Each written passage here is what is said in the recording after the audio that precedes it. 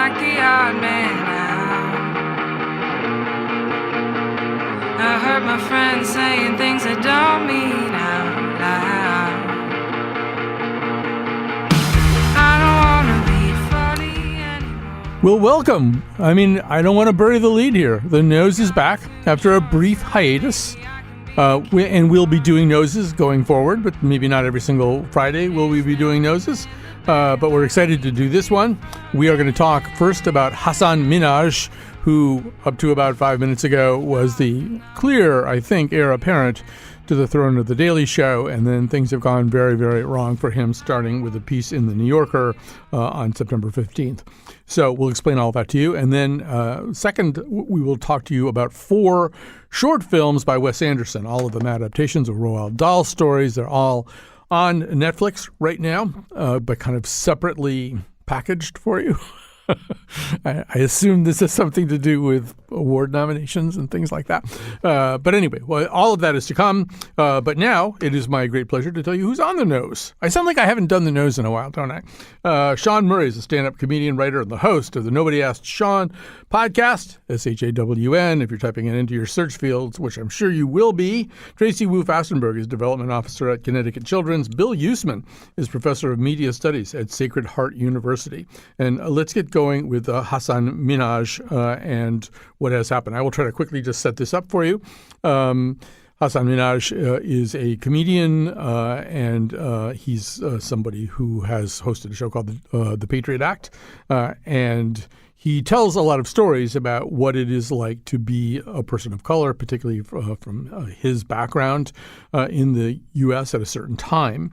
And pretty obviously, somebody at some point got hold of Claire Malone at The New Yorker, or some editor at The New Yorker, and said, you know, a lot of these stories he tells are not true. I mean, they're like really not true.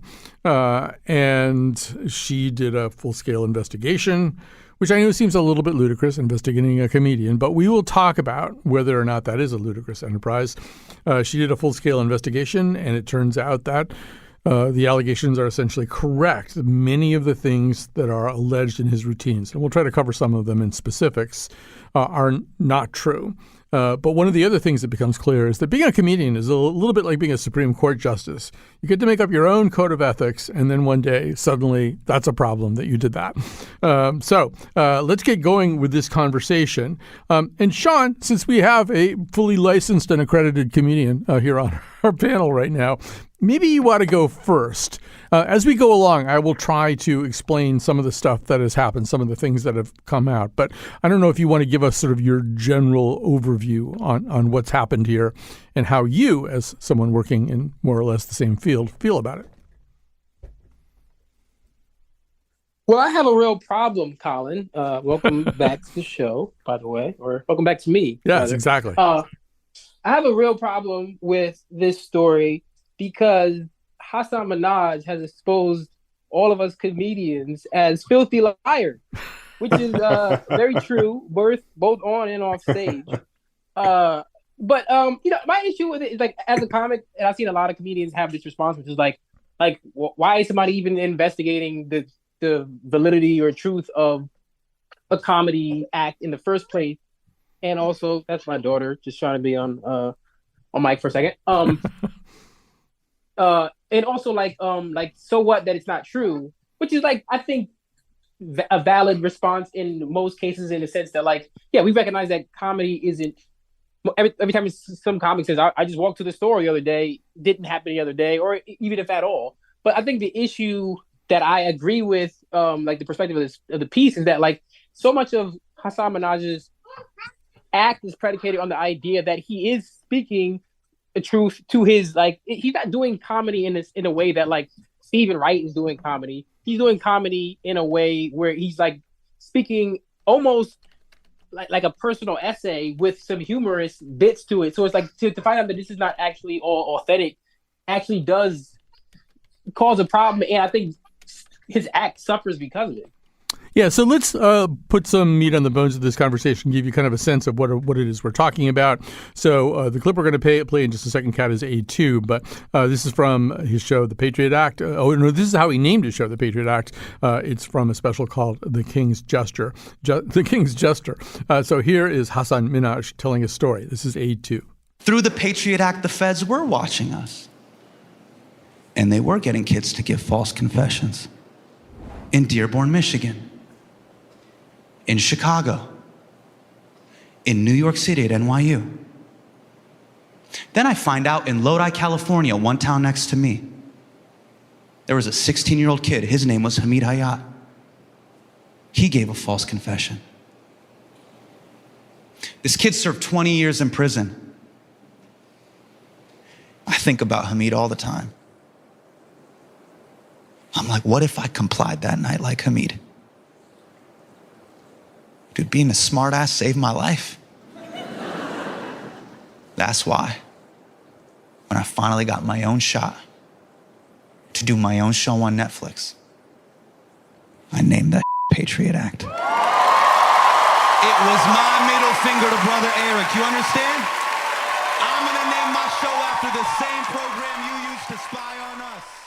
So the problem with all this is the Brother Eric is Minhaj's description of an undercover FBI agent who was infiltrating people in the Muslim American community and was in fact spying very specifically on Minhaj and his family, and that Minhaj even kind of trolled him a little bit in the moment, said that maybe he wanted to take up flying lessons, that they'd sniffed this guy out somehow. They thought he probably wasn't legit. And then you hear this incredible denunciation of him in this piece. The difficulty being that none of that ever happened. This is actually based on a real FBI agent who was doing things more or less like this. He just wasn't anywhere near Minhaj and his family. And that's where we begin to enter into some of these problems. So, Tracy Fastenberg, you have the floor. Where do you want to go next with this whole question? So I think it seems like the big controversy or the big discussion is how much, I guess you could say, artistic license should he be taking with the truth to polish his art? We went back and forth on a lot of this during some email discussions here.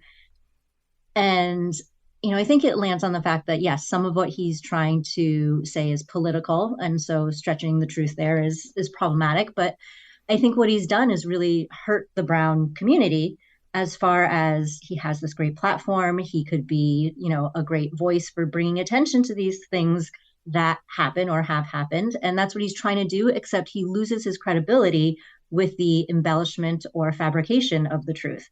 I think about back in COVID. So, I had 2 incidents of what you could call anti-Asian rhetoric out in public.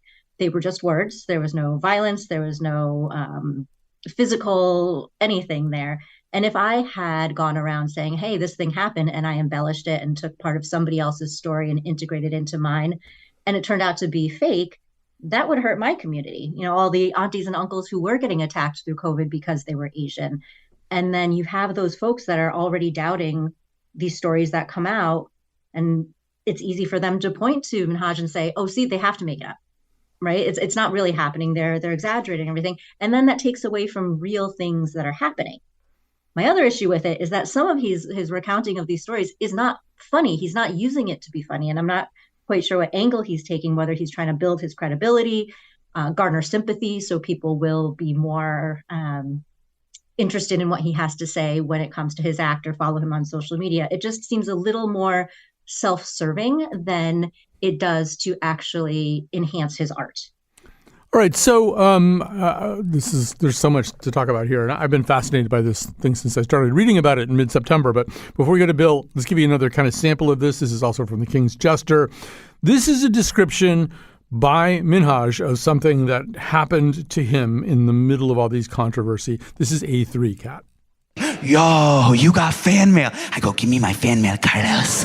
He grabs a stack of letters. He hands them to me. I rip it open. I flip it over. And all this white powder falls into the stroller.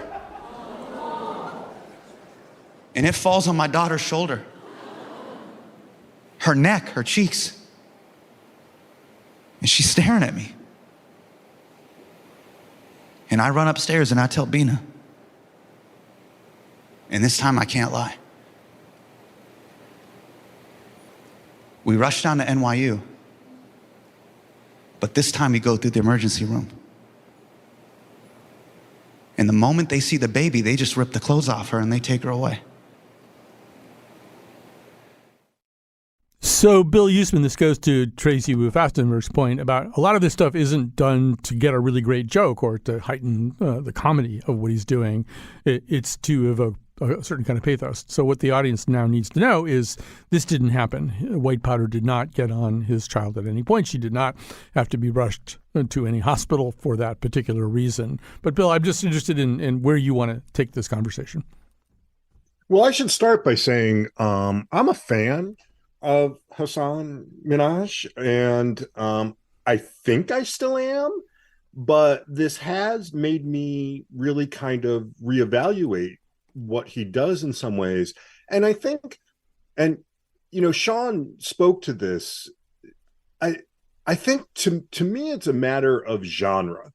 And what genre is he really doing here? Is it theater? Is it comedy? Is it social commentary? And of course, the answer is like all of the above, right? That it's some type of hybrid of all of those things. If it wasn't social commentary, if it was pure theater, then as far as I'm concerned, blow the doors off. Like, it doesn't matter how the veracity of whether these things really happen to you or not. If it's just pure comedy, nobody ever expected that, Rodney Dangerfield or Don Rickles or somebody were telling true stories. We don't know whether Rodney Dangerfield really did want you to take his wife or not.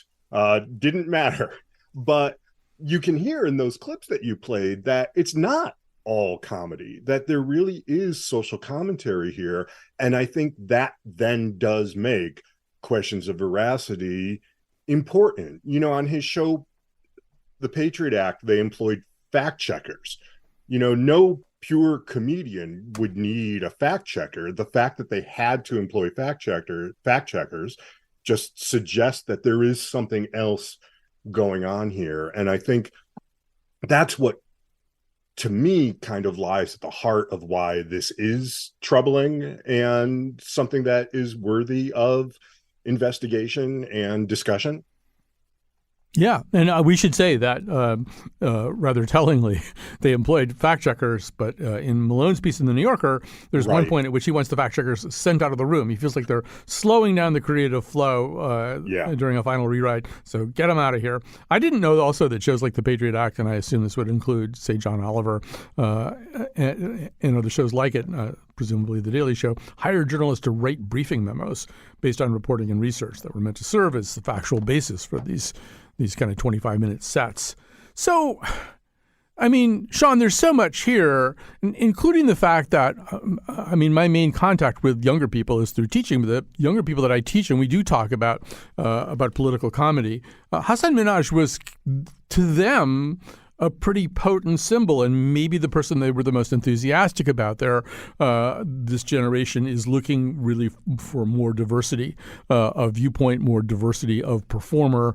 We've all just been through the summer of Strike Force 5, where it's like 5 late night hosts who are all white guys talking about their various problems. And so you look over here, we don't have Trevor Noah anymore. There's a way in which he was, Minhaj, fairly or otherwise, he's kind of a standard bearer for a possible change of the guard, or at least a continuing effort to kind of diversify this genre. So screwing it up is not just his problem. It feels like a lot of people's problems.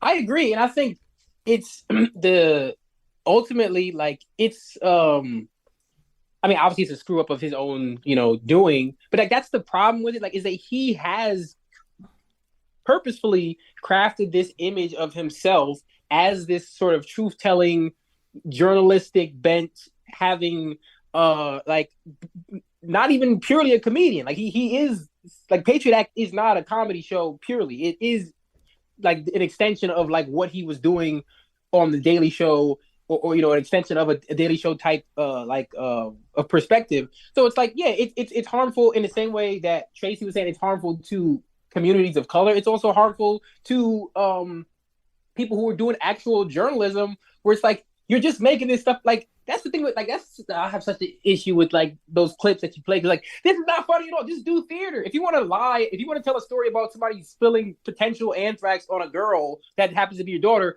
write a play about a guy named Hasan Minhaj who has a daughter who got powder spit on her. Why would you like you're not even trying to be funny. You're just trying to garner some sort of sympathetic response from the audience. It's just, I don't know. It's very upsetting. I mean, I was moved to recall a moment in the movie Broadcast News where in Broadcast News, William Hurt plays a news anchor who's kind of faked something, faked an emotional response to something. It's an emotional response he's already had, but then he kind of recreates it for dramatic effect. And the Holly Hunter character says, "You crossed a line." And he says, well, it's hard to tell because they keep moving the sucker. And I do feel like there's a little bit of that here. I'm not defending Minhaj exactly, but if I were defending him, I think I would say it's, for all of the reasons that you guys just said, it's sort of clear that, when Jerry Seinfeld's talking about going to the supermarket and something happened to him, that didn't really necessarily happen. He's doing stand-up. Stand-up's a thing, and on the other hand, when people are doing very confessional kinds of things, presumably there's, a lot of truth in. I mean, I'm assuming Hannah Gadsby isn't lying to us when she tells stuff like that. But I guess I'm sort of wondering about that too. There's also this, and Jason Zinoman wrote about this, I thought, very powerfully in the New York Times. This area of news, the stuff that John Oliver does, the stuff that Trevor Noah's done on the Daily Show, and Jon Stewart before that. There's this sense that you are plugging into some kind of notion of fact, and that you have some different covenant with the audience than, say, Jerry Seinfeld does. Yeah, and I would agree with that too, because I think about, throw a couple ex-boyfriends under the bus here, but they watched the Daily Show with Jon Stewart, and that was a source of news. That's what helped shape opinions for some people. And they may not watch CNN or read the Times or whatever actual journalistic source that some others may. And so, because by presenting itself as quasi-journalistic, people will take some of that to heart. And I've actually struggled with this conversation a little bit, because at first I had to ask the question, are we holding a person of color to a higher standard in truth-telling than we would someone else?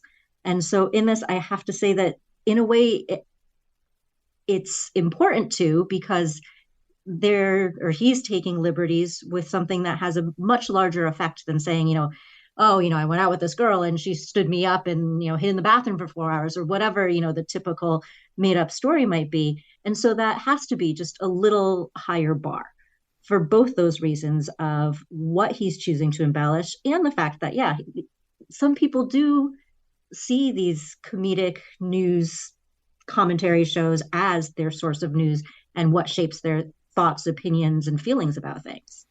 Yeah, so I've only got time for one more thing here. And Bill, I guess you have to make the ruling for the whole episode about this. But there's something about the desk of the Daily... Give me the power. Give me a lot of power. There's something about the desk of the Daily Show, right? It really has, in the Stewart era and then going forward with Trevor Noah, it has a certain majesty to it at this point, I mean, it really, there's a set of expectations that go along with it. And some of those expectations seem to be almost about using comedy to referee a very turbulent, a very chaotic news and fact landscape. And I'm just wondering if there's any way that Minhaj can sufficiently rehabilitate himself so that he can get that job and do that job. I personally don't think there is. And we talked about that in our email discussion, and we all, I think, I don't want to misrepresent anybody, sort of landed at the same place, which is it just doesn't work with, as you said, the Daily Show has a certain sort of brand. It's a particular kind of franchise. And you mentioned earlier, you and I both teach about political communication, and you on your show not that long ago had a political scientist on talking about the actual real effects and power that political satire has in our public discourse. And so, it is sort of this space that I think, because of what's been revealed about his playing around with the boundaries of truth and pushing more for what he calls emotional truth that leaves behind factual truth completely, I don't see how they can possibly make him the new face of the franchise. And I think that's a real shame, because I think he potentially could have been really excellent in that position. All right. On that disappointing note, we have to take a quick break here. I love to disappoint people. Well, we're heading into some Wes Anderson stuff, so the disappointment will just continue. But we're going to take a little break here, and Kat and I have some other stuff that we have to do while that break is happening. Stay with us. Don't go away. Kat, you're in charge.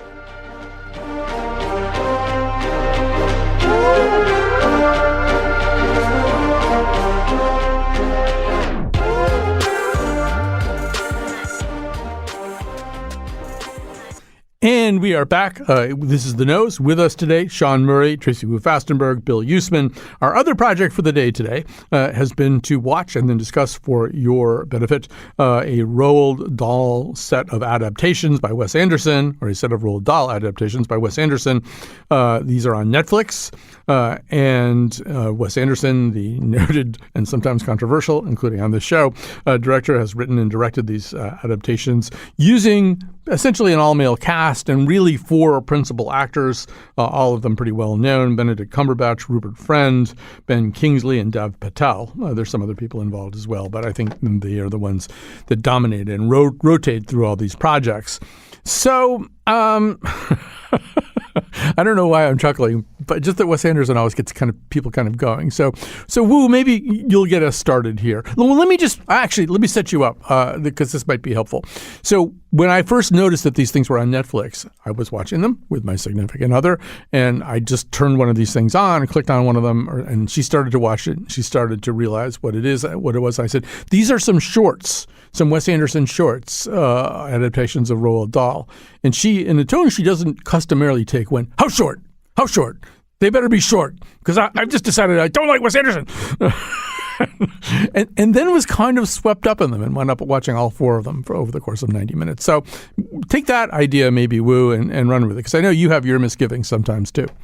Yes, I would say that my first reaction when reading this was similar to hers, of shorts. Okay. All right, I think I can do Wes Anderson in shorts, because sometimes Wes Anderson's stuff is just a little much for me. Sometimes it feels a little self-indulgent. I understand he has great attention to detail. He has, the visuals and, evoking certain things. Excellent. People are huge fans. I'm definitely a hit or miss person. But I actually did really enjoy these. I grew up with Roald Dahl. I never read short stories, though. So most of these were new to me and then sent me down a rabbit hole. But they were really engaging and interesting, entertaining. I have a huge crush on Rupert Friend, and maybe a little one on Dev Patel. So visually, very happy to be watching them.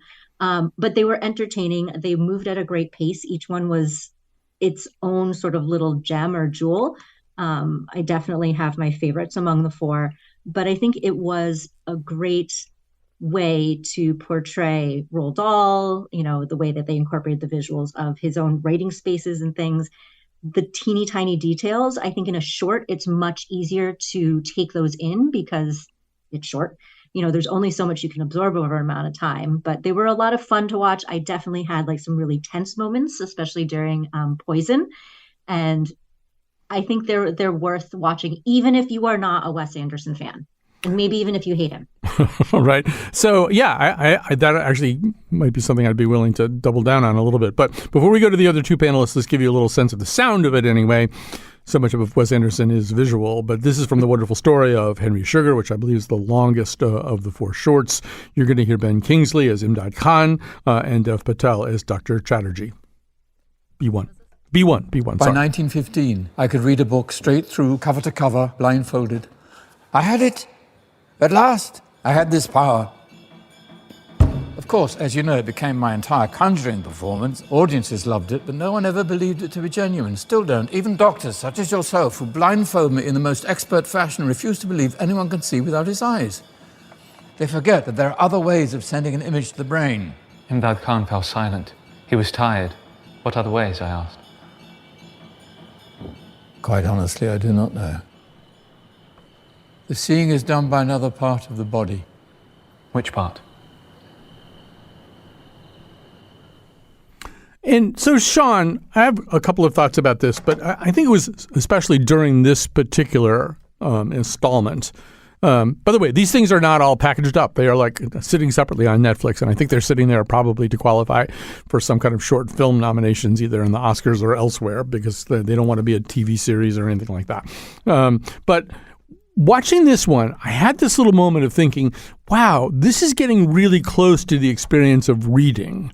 But somehow they're flung up on the screen. He's using that kind of Russian nesting doll thing that he likes to do, where we see Ralph Fiennes as Roald Dahl at the beginning of all these things. But then the narration is picked up and kind of traded around by different characters. And I just thought, this is, you can't really put the experience of reading on screen. But this feels something like that. But Shawn, I'd love to hear your thoughts. Well, I just want to say, first of all, I think I've made a huge mistake because I thought when we were looking at Wes Anderson shorts, you meant to go on the Hermes website and look at a pair of baby blue above the knees. So you stole my joke, but you're entitled to it. No, I think that what you just pointed out, Colin, is something I really keyed in on and enjoyed a lot, which is that, like, I like the idea that if you're going to adapt a short story, the experience of reading it, like, I don't think, like the Swan, for example, I think is a perfect example of the way he adapted these is perfect, because so much of that is the tension of it and the suspense of what's happening to the kid when he's being tied to the train tracks and whatnot is about the internal, like, sort of narration, the narration from first person of the kid, and you wouldn't get that if you just filmed it purely in the same way, like the descriptions of using Roald Dahl's language as narration, voiceover, or not voiceover, because the characters are often on screen saying it. It's such a brilliant way to mimic the experience of reading without actually having to read it. And like you said, you can't ever really totally recreate that, but I feel like this is as close to reading as you could possibly come on film. And it's also, because it's Wes Anderson, it's also still very visually interesting. So it's not boring in the sense that, like, I don't think reading is boring, because every time I'm on the show, I recommend a book as my recommendation. But I do think, like, a lot of people do find reading boring. And I feel like this is a perfect marriage of those two, like, experiences.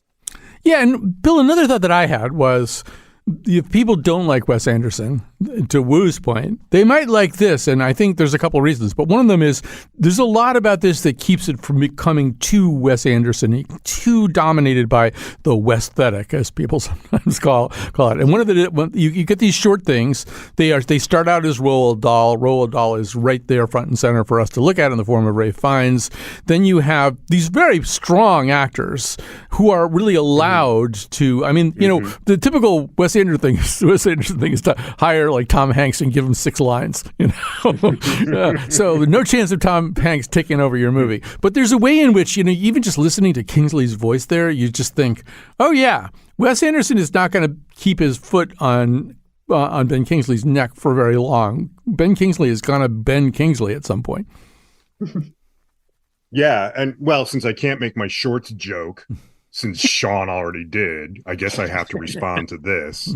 I'm one of those people you mentioned who, I guess I wouldn't say that I'm someone who doesn't like Wes Anderson. I'm someone who has at times liked Wes Anderson, and that other times have just been kind of put off and left there going, what did I just watch? What's happening here?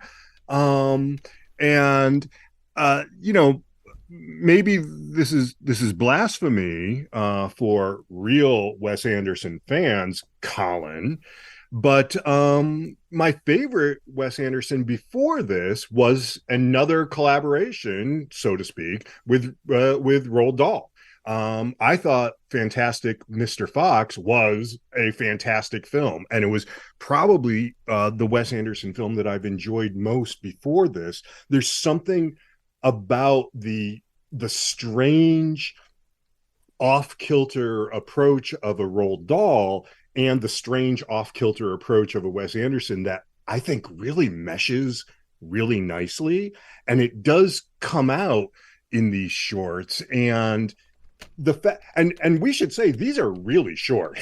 Like Wonderful Story of Henry Sugar is like 40 plus minutes, but the other three I think are between like 17 and 19, and so they're so compact, and they give you such a powerful little jolt.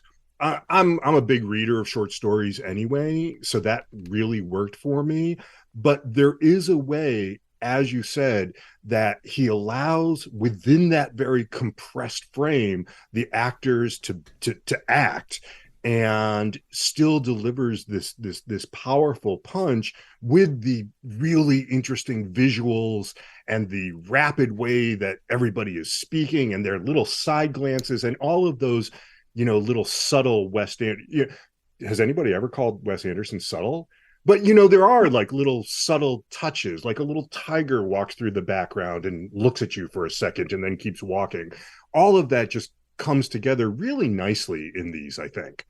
Yeah, so I think there's another thing that's done very interestingly here. And Kat, what I'm going to do, I'm going to pull in a clip from the first segment we were going to use in the first segment. So let's play Kat A1. This is also from the Henry Sugar short, and this is Benedict Cumberbatch as the aforementioned Henry Sugar A1. Had this been a made-up story instead of a true one, it would have been necessary at this point to invent some kind of a surprising and exciting end for the thing, something dramatic and unusual. This story isn't fiction, this story is fact. The only untrue thing about it is Henry's name, which wasn't Henry Sugar. His name has to be protected, still must be protected. Apart from that, this is a true story, and because it's a true story, it must have the true ending. Here's what actually happened. So I think, Wu, that one of the things that Wes Anderson is very interested in, it kind of touches back to Hasan Minhaj in the sense of who's telling a story. Who is I in a story? If the story's in the first person, who is the storyteller? What is the status of the story? And he does this a lot. I mean, in Grand Budapest Hotel, you start out with Tom Wilkinson, who somehow or other turns into Jude Law, who somehow or other gets a story out of F. Murray Abraham, and then finally you actually start the story. In Asteroid City, there was all this kind of noises off stuff going on with this theatrical group, and you'd see them, grabbing a cigarette out on the balcony outside the stage door in the middle of the movie. But I think here, Wu, I think one of the reasons we're seeing so much about the writer and a perfect recreation of Dahl's writing room, and then all these actors doing narration is. He wants us to think about where stories come from, what kind of thing a story is. I don't know if there's any more content in that vessel, but your thoughts would be very of great interest. I think with this as well as Minhaj, it's people, right? People are going to sit up a little more when they think something's true. I mean, even that little footnote at the end of Swan too, of this where the inspiration came from. Well, then that sent me down a Google hole, right? Like, so I was just that much more invested in it and interested in it, thinking that it was somewhere based in true events or reality. And I think just sort of having that additional consciousness about what you're watching, what you're reading, whatever it is, it just deepens the levels of interest there too. Yeah, and Shawn, one of the things Anderson does a lot, I think, they're always, the actors, but they're always sort of random people like running around. To Bill's earlier point, people or tigers or whatever running around in the background of things, or interns having to be shooed away by Steve Zissou or something. I thought one of the things that I really liked was, and I think this is typically true especially true in Swan, which is this flashbacky story where the actors kind of come and go from inside these big brown hedgerows, which have doors in them. And Rupert Friend is constantly sort of motioning to stage hands, throughout these stories, they'll get a prop or, some teeth to insert or something, but he's also kind of waving them around. So go over there. And there's something about that I found, it just could be just idiotically charming to me. but I thought there might be more than that. This isn't like tearing down the fourth wall. It's something else that he's doing here. Yeah, I really enjoyed that as well. And I don't entirely understand what he's getting across by doing that, but I do appreciate it in the sense that, like, he's calling attention to the fact that, one, this is a story by like using Roald Dahl as like sort of a book ending the story, but also he's calling attention like doubly to the fact that this is a production of the story. And I don't know, like I appreciate, like, one of the things that people get really hung up on adaptation about being like the purest adaptation of something. Like, it's like, this needs to be direct from the book to the screen. And I actually really appreciate, even when it doesn't work, I don't necessarily, even with like examples that I don't necessarily like, I really appreciate when someone takes advantage of the form that they're using. Like, it's like, why would I just put the book on screen if I could do something completely new? And I love that about what he's doing with these. And also, can I just say this one thing? The bad words that I've heard throughout this entire segment about Wes Anderson are just tearing me apart. He's my favorite director. I don't want to hear another bad thing about him. He's my favorite. But I will say, Fantastic Fox, Mr. Fox is an excellent movie. It's an excellent movie. So you're not wrong to say it's your favorite, because it's in my top 5. But I don't know. I kind of got lost, but I had to defend my friend Wes. Yeah, I mean, I love Wes Anderson too, and usually this just degenerates into David Edelstein telling me how wrong I am to love Wes Anderson. But the part of Wes Anderson was the part of David Edelstein today was played by Tracy Fastenberg or something. I don't know. But we have to stop there anyway. Yes, they're on Netflix. They're waiting for you. And they could be consumed. I mean, we just watched them all in one night. We just watched the whole 90 minutes, sort of back to back to back. But you could do something else with that too. You know, you can do immersion, or you can just pick through it like a little box of chocolates, which is, of course, from a different movie. All right, we'll take a little break. We'll come back with some endorsements and recommendations.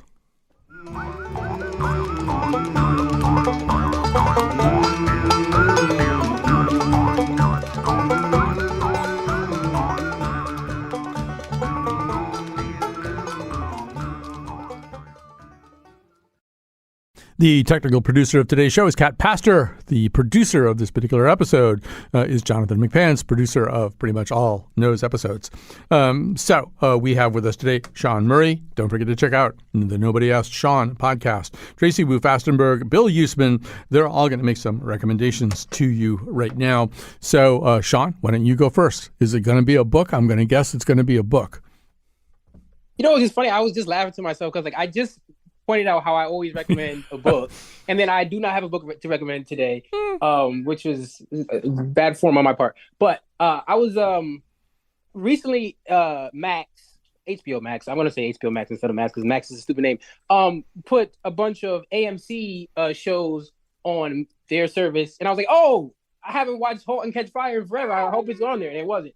And then I was very upset because that's one of my favorite shows, and it made me want to buy it on iTunes, but I didn't because the cost of living is higher than ever. But *Halt and Catch Fire* is one of the best shows of the last 10 years. It's an AMC show about like the Silicon Prairie in Texas, and like this company. It's about computers, and it's like it was started out as like a Mad Men kind of knockoff about computers, but it ended up being something completely different and really good. Not quite as good as Mad Men, which is the best, but very good show. All right, and so Tracy Fastenberg, what have you got for us? Well, I wouldn't be doing my job that I've held here on the Nose for quite some time by telling everyone it is pumpkin spice season. Oh, no. It is. I had my first pumpkin spice latte today. I did wait until October, but it is okay to now embrace all of your fall flavors and tastes and all of that. And no matter what Colin says, it's still cool. And I will also endorse a movie that I've watched many times, and actually many adaptations of Pride and Prejudice. I love Jane Austen, love the 1995 version, but the 2005 version is leaving Netflix soon, so I had to do my rewatch of that. And Rupert Friend is in there, so there's a nice little through line there. There is a nice through line there, and we talked about it earlier in the week because they kiss at the end of that adaptation, which is not in the book and was somewhat controversial. Yes. All right, so Bill Usman, what are you going to recommend? So I'll bring the books in this time. I've been doing a bit of a Richard Russo binge recently, and he has what is now a trilogy of novels about a fictional small working class town in New York State, featuring a great character Sully Sullivan, and then all of the people in his orbit. And I'm currently in the midst of this trilogy. First one called Nobody's Fool, second one called Everybody's Fool, and the recently released third, Somebody's Fool. So you can easily remember the titles and that they're being endorsed by a fool in his own right. And then as part of that, I also can endorse the 1994 film of Nobody's Fool, starring Paul Newman and a slew of other really great actors, Jessica Tandy, Melanie Griffith, Philip Seymour Hoffman, Bruce Willis. It captures the spirit of the books really well, and it's just a really enjoyable watch. So I feel the most important thing that I can do as a recommender is to revise something that I said that I now don't agree with anymore. And so we did a show where we talked a little bit about this series, this podcast, Strike Force 5, which are the 5 arguably leading late night talk show hosts. In order to raise money for their staffs while their staffs were on strike, they were doing these podcasts. They always sounded really kind of terrible. And there is this sort of problem. It is 5 white guys. And initially, I had my doubts about it. And I think I voiced some of those doubts. I just want to say this thing kind of grew into, it got more and more interesting. They really started to enjoy each other's company in a certain way that I think maybe they didn't at the beginning. And they really learned to play off each other. And on a long drive back from vacation, we wound up listening, I think, to 2 or 3 episodes. And if you only wanted to listen to one, I believe it is episode 5, where Jimmy Fallon does this thing where he plays this game where he gets in touch with all the wives and asks them questions. But because he's Jimmy Fallon and he's kind of an airhead, he messes up the whole premise of the game. He doesn't ask the questions the same way. There are just so many methodological problems with his game, and the other 4 of them spend the entire time just destroying him in a very, very funny way. So Strike Force 5, maybe just try listening to it. Very nice movie. Nothing, super, super special or path-breaking. Flora and Son. I believe it's on Apple Plus right now. Stars, among other people, Eve Hewson, who is the daughter of Bono, but is a really, really interesting talent in and of her own right. You have seen this movie before. I mean, there are versions of this movie about somebody kind of using music to get out of kind of a working class jam or something. But some interesting stuff is done with it. Joseph Gordon-Levitt is very enjoyable too. So I'll recommend that one. All right. So we have to say thank you to this wonderful panel. It's good to have the nose back. Good to hear your voices in my headphones. So thank you, Tracy Wu Fastenberg and Shawn Murray and Bill Usman. Now, Kat, you and I have work to do.